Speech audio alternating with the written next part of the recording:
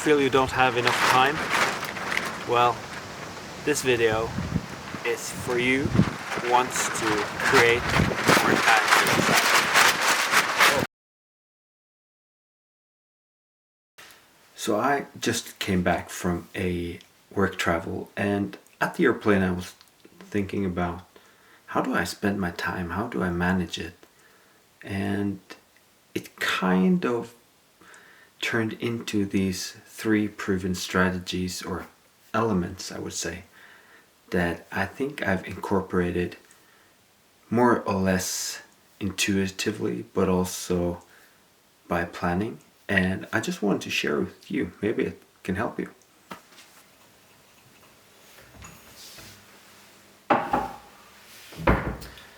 So the first thing I really thought of was make yourself busy. And by that I mean have commitments that are consistent, regularly, like it happens every Thursday or happens every once a month. Something that is consistent, that you know the time span of, something that creates a kind of a reference point for your time spending. Because that actually helps you to use the other time that you have left.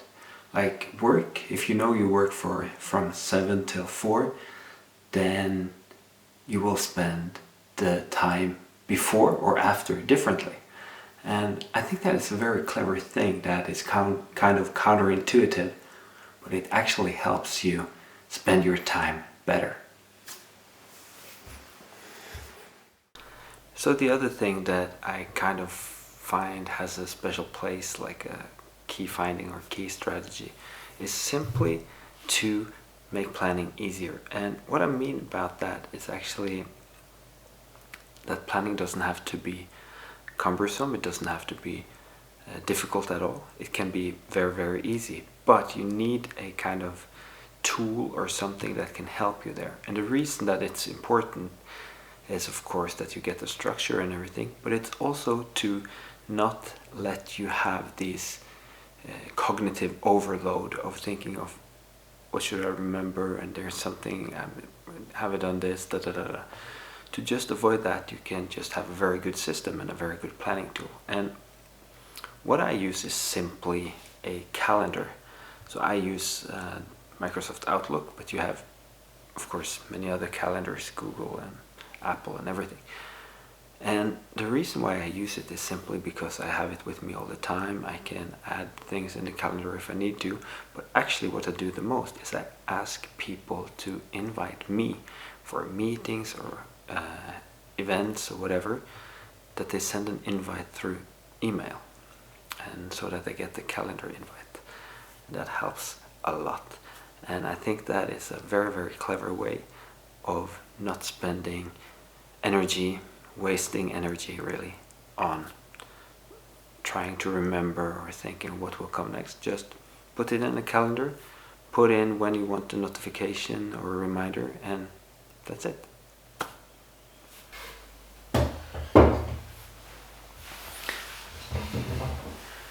Now the third and last advice or element or strategy is simply just do it.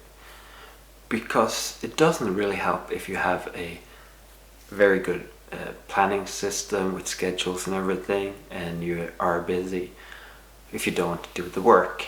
And what I mean about that is actually not the big tasks, because I think the big tasks you kind of do, but it's all the small tasks that you kind of avoid doing, or you're starting to procrastinate or something. And actually it's very common for people to just postpone small tasks. But I think the key to good time management is to just do the small tasks at once. And I have a 2-minute rule, I call it. And it's just, if there's a task that will take me 2 minutes, then I will do it. So it's answering an email, take a phone call, figuring something out that takes 2 minutes, and it can also be 5 minutes. Then I just do it. And then you avoid both the cognitive load of remembering the 2 minutes task that you should have done, but also you avoid having a pile of tasks to do. So that's the 3 elements, the 3 strategies that I know have worked great for me. There are of course pitfalls, there are of course tweaks you should do to make it fit for you, but I really believe in these 3 strategies. So just make yourself busy, make planning easy, and make sure to just do it. And I can promise you, you will have more free time, you will achieve more, you'll be more efficient. It's just to start. Just do it.